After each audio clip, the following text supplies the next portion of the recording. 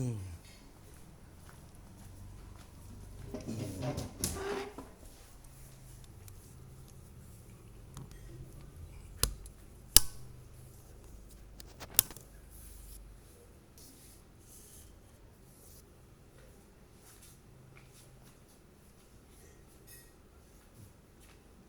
ya, ambil dekat ya, ambil ya, udah punya ini, ya, ambil.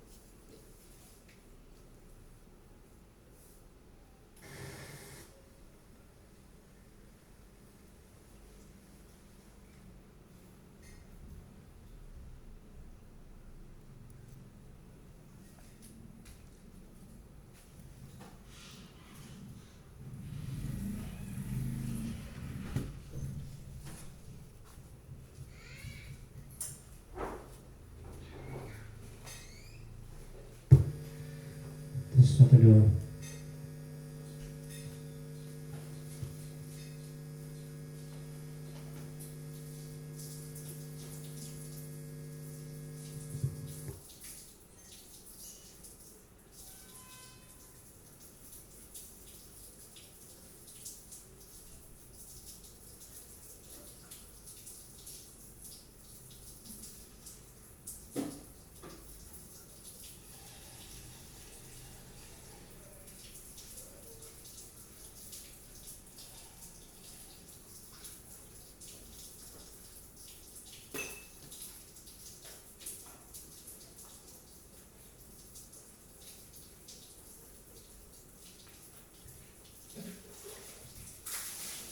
Dibuka aja tutupnya, buka tutupnya, biar masuk air doanya.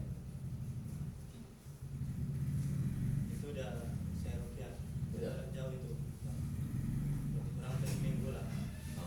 Sekarang dirukyah lagi. Dan bisa campur-campur lagi tuh. Nggak bisa, Nggak bisa ya. kurang dicampur dirukyah lagi. Oh gitu. Dibuka aja, tutup apanya, tutup kecil dibuka, tutup kecil. Nah.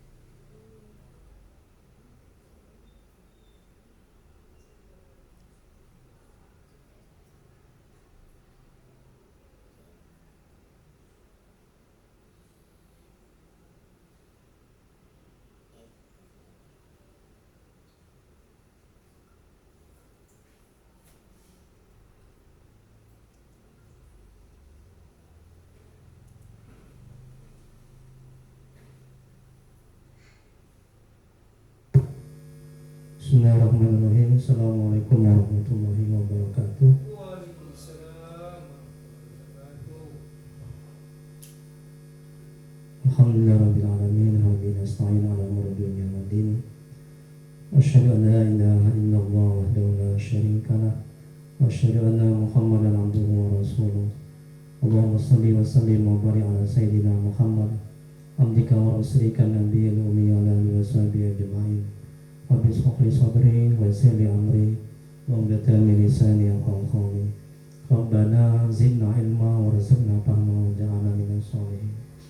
Ya Allah ya Rahman ya Rahim, dengan keberkahan dan kemuliaan Nabi Muhammad SAW keluarga dan sahabat-sahabatnya, dengan keberkahan kemuliaan Syekh Abdul Qadir Al-Jailani, ampuni ya Allah dosa kedua orang tua kami, ampuni ya Allah dosa kami ya Allah. Ya Allah, mudahkan kami mencari ilmu, mudahkan kami ya Allah mempelajari ilmu, mudahkan kami ya Allah memahami ilmu dan mengamalkannya. Ya Allah, berkahi ya Allah majelis ini, berkahi rumah kami ya Allah. Amin ya rabbal alamin. Mari kita mulai ruqyah yang muhasabah ruqyah dan pengajian mengajarkan hati pada hari ini dengan membacakan nama kitab. Adapun pahalanya kita hadiahkan kepada Nabi Muhammad SAW, keluarga dan sahabat-sahabatnya, kemudian untuk para tabi'in, tabi'ut tabi'in, untuk Syekh Abdul Qadir Al-Jailani, untuk guru-guru kita, kedua orang tua kita, serta untuk kaum muslimin dan muslimat pada umumnya. Al-Fatihah. A'udzu billahi minasy syaithanir rajim. Bismillahirrahmanirrahim. Alhamdulillahi rabbil alamin. Ar-Rahmanir Rahim. Maliki yaumiddin. Iyyaka na'budu wa iyyaka nasta'in. Ihdinas siratal mustaqim. Siratal ladzina an'amta 'alaihim ghairil maghdubi 'alaihim waladdallin. Amin. Ilahya anta maksudi wa ridhaka madhubi. Ya Allah, Engkau yang kami tuju, Kedamu yang kami cari. Amin. Bapak, Ibu, jemaah yang dirahmati oleh Allah Subhanahu wa taala. Baik, kita masuki kajian muhasabah dulu. Setelah itu baru ruqyah. Setelah ruqyah kita lanjutkan dengan kajian manajemen hati ya. Jadi muhasabah adalah sebuah upaya dalam melakukan evaluasi terhadap diri sendiri, dalam melihat kebaikan dan keburukan. Evaluasi atau introspeksi diri tersebut terhadap hubungan hamba dengan Allah, atau hablum minallah, hubungan manusia dengan manusia, hablum minannas, serta hubungan manusia dengan dirinya sendiri, hablum minan nafs. Itu muhasabah. Dalil muhasabah Quran surat Al-Hasyr ayat 18, yang artinya, hai orang-orang yang beriman, bertakwalah kepada Allah dan hendaklah setiap diri memperhatikan apa yang telah diperbuatnya untuk hari esok, yaitu akhirat. Dan bertakwalah kepada Allah, sungguhnya Allah Maha mengetahui apa yang kamu kerjakan. Kemudian dalil berikutnya dari Nabi Rasulullah SAW bersabda, yang artinya, orang yang pandai adalah yang menghisap atau mengevaluasi dirinya sendiri, serta beramal untuk kehidupan sesudah kematian.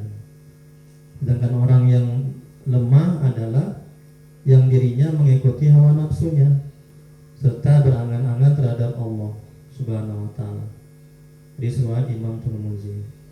Semoga Allah merahmati. Kemudian dalil berikutnya ulama ya. Ini sahabat Nabi. Dari sahabat Nabi Umar bin Khattab, semoga Allah merahmati dan meridainya. Beliau berkata, hisablah diri kalian sebelum kalian dihisab, dan timbanglah diri kalian sebelum kalian ditimbang.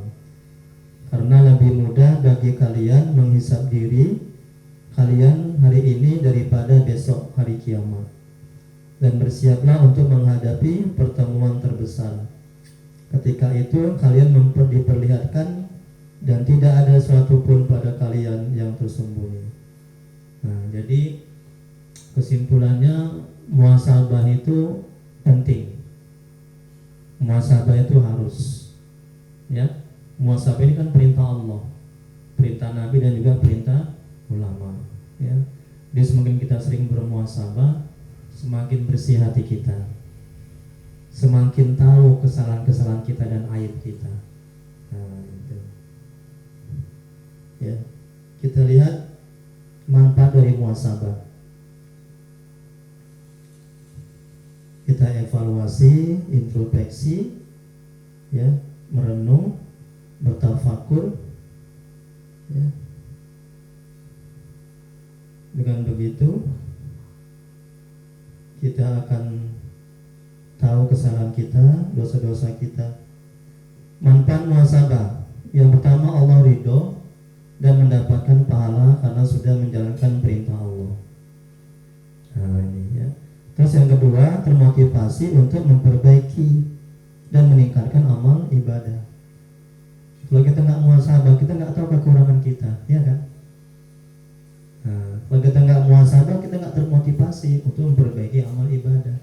Santai aja. Nah, yang ketiga, menjadi ringan pada hari kiamat jika sering menghisap atau mengevaluasi diri. Kan yang lebih berat nanti di hari kiamat hisabnya, betul kan? Nah, jadi kalau misalnya kita hari ini sudah sering bermuhasabah, nanti di hari kiamat akan ringan hisabnya. Ya. Yang keempat, muncul kesadaran dalam hati akan kekurangan, kelemahan, dan keburukan diri. Terus manfaat muhasabah yang kelima, amal ibadah menjadi sempurna dan bersih dari penyakit-penyakit hati. Yang keenam, hawa nafsu menjadi lemah dan terkekang untuk berbuat keburukan. Yang ketujuh, menimbulkan rasa syukur atas nikmat yang telah Allah berikan. Manfaat yang 8, tahu dan kenal kualitas diri sehingga tergerak hati untuk menggali. Yang kesembilan, manfaat muhasabah, timbul paham dan sadar di hati terhadap perintah Allah dan larangan Allah. Ke-10, benteng dari godaan setan dan menghapus dosa-dosa. Sebenarnya banyak lagi manfaat muhasabah. Ya, nah, ini hanya sebagian saja. Ya, jadi penting itu muhasabah. Ya, semoga mudah-mudahan kita bisa istiqomah dalam bermuhasabah. Ya, amin ya rabbal alamin. Ada pertanyaan sebelum kita lanjuti muhasabah?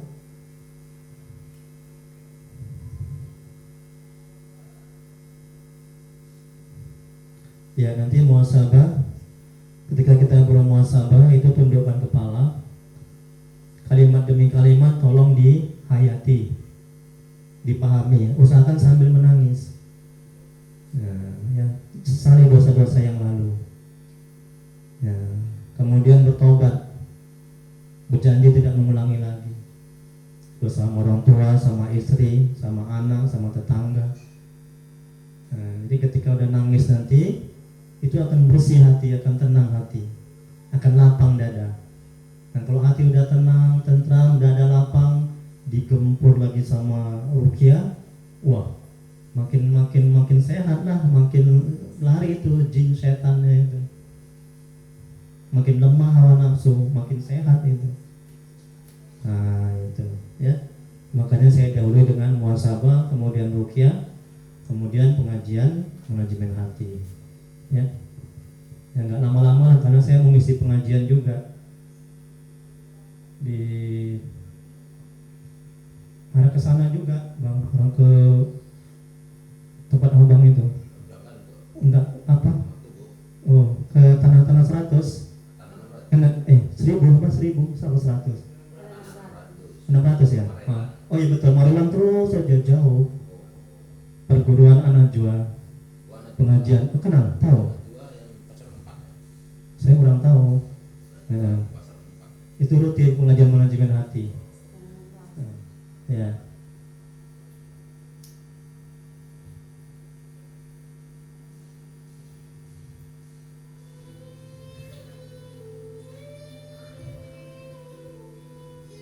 Ya, coba kita tundukkan kepala, ya. Tundukkan kepala. Ya, tolong diresapi, tunduk, santai, rileks aja, jangan tegang kali, ya. Nah, coba tolong diresapi kalimat demi kalimat, ya. Diresapi, diayati, dan berjanji untuk tidak mengulangi lagi dosa-dosa yang sudah kita buat, dan berjanji untuk berbuat kebaikan, ya, untuk taat kepada Allah, untuk mencari ilmu agama, ya, berjanji kepada Allah, berjanji, ya.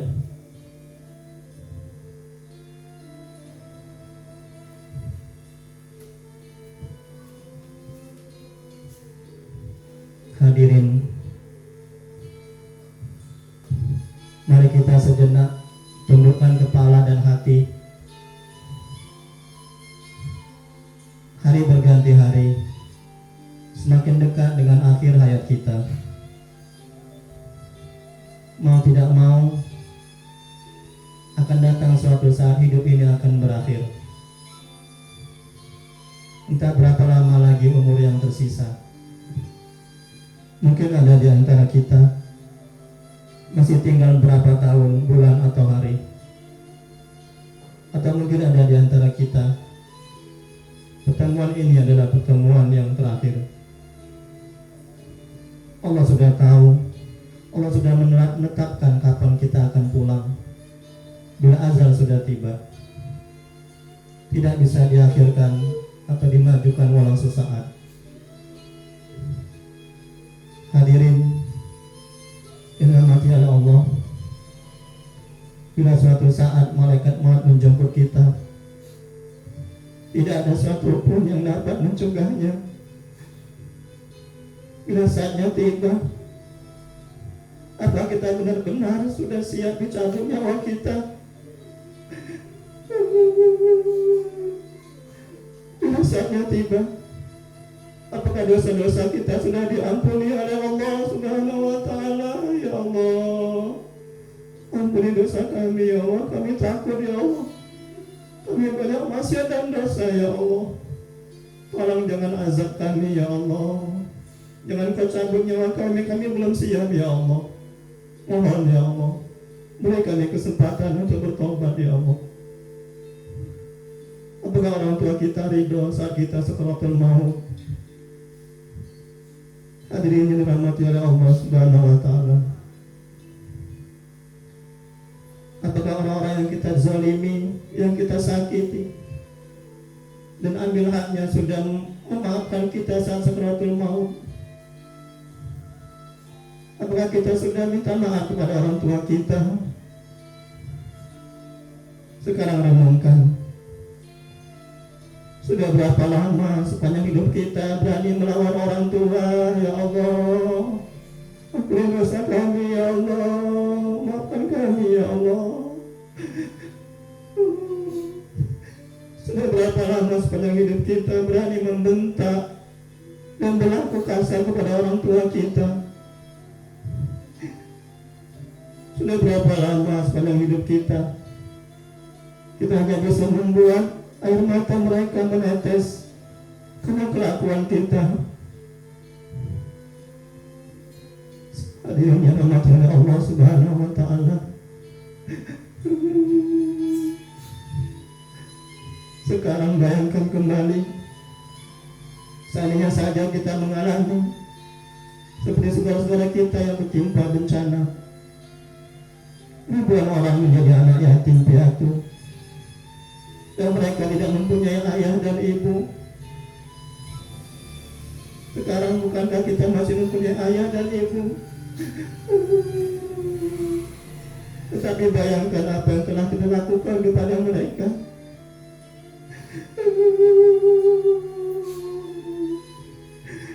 Bayangkan satu persatu, kemarin, minggu lalu, bulan lalu, dan tahun lalu, dosa apa yang telah kita buat kepada orang tua kita.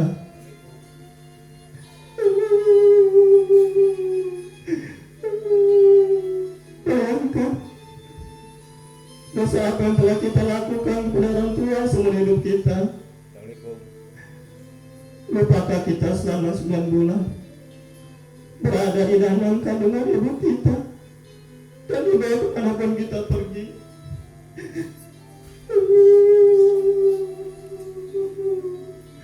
Lupakah kita selama 9 bulan berada di dalam kandungan ibu kita?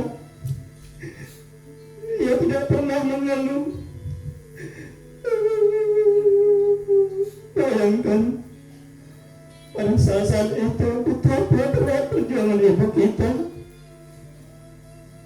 Bayangkan ibu kita mual-mual dan tidak bisa tidur karena kita ada dalam perut ibu kita. Bahkan ibu kita setiap malam berdoa agar kita selamat dan menjadi anak yang soleh dan solehah. Betapa pengasih dan penyayangnya orang tua kita.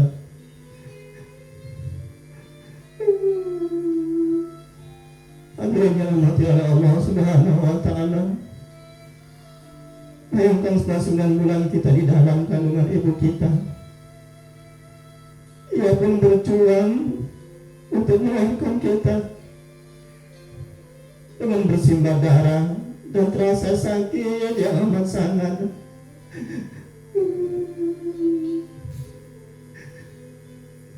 Bahkan ibu kita rela meninggal dunia asal kita selamat. Ia berdoa agar kita selamat.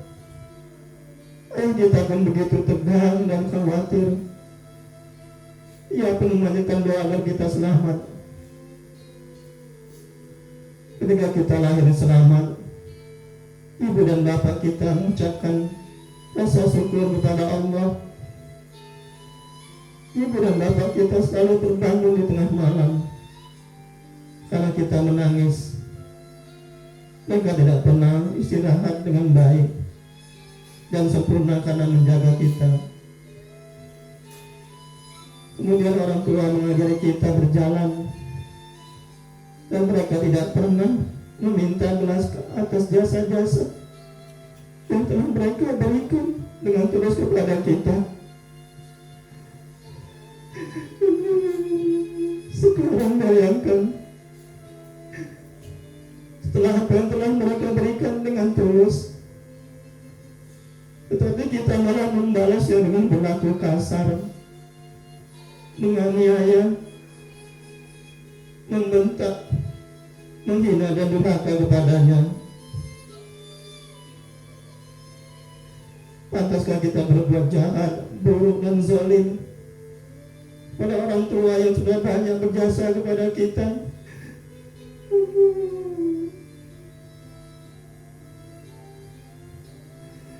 Sudah berapa lama kita membuat orang tua kita menderita dan meneteskan air mata? Hadirin yang dirahmati oleh Allah Subhanahu wa taala. Apakah saat dicabut nyawa kita, tubuh kita sudah bersih dari dosa? Apakah lisan kita bisa menyebut nama Allah saat nyawa dicabut? Apakah riwayat kita husnul khotimah? Apakah yang mengurus jenazah kita orang-orang yang ikhlas? Ya Allah, kami takut ya Allah. Apakah anak-anak kita kelak akan mensolatkan kita? Hadirin yang dirahmati oleh Allah Subhanahu wa taala. Tenanglah ketika tubuh ini sudah menjadi mayat.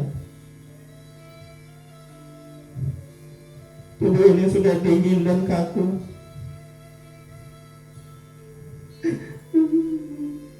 Kalau kita sudah mati, tidak ada amal yang bisa kita lakukan. Waktu kita diusung menuju kuburan, tidak ada yang kita bawa selain kain kafan. Yang lahan untuk kita sudah tersedia.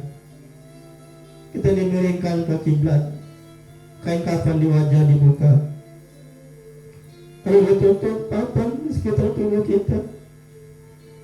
Gelap dan sendiri kita di alam kubur. Ya Allah, takut ya Allah.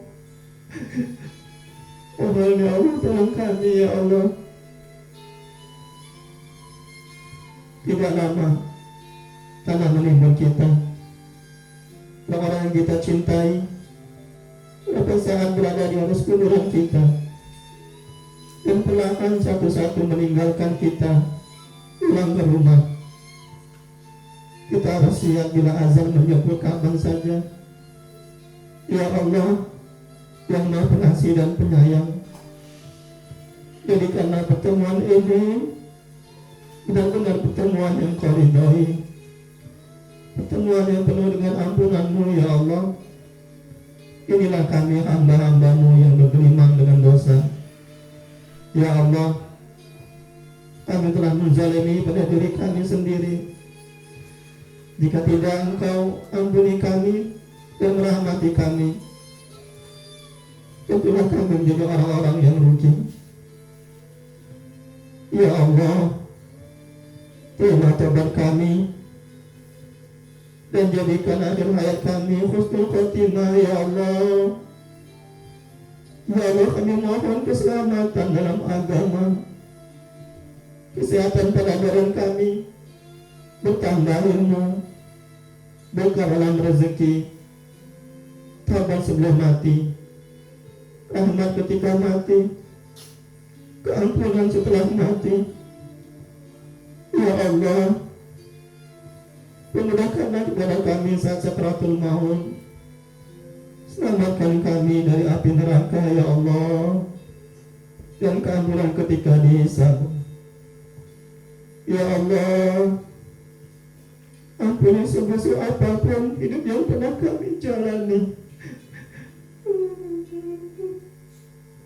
Ampuni kezaliman yang pernah kami buat kepada orang tua kami, ya Allah. Jangan pernah biarkan orang tua kami menyesal melahirkan kami. Berikan kesempatan sisa umur ini untuk membahagiakan Bapak Ibu kami, ya Rabb. Ya Allah, ya Allah, ampuni dan sayangi orang tua kami, ya Allah.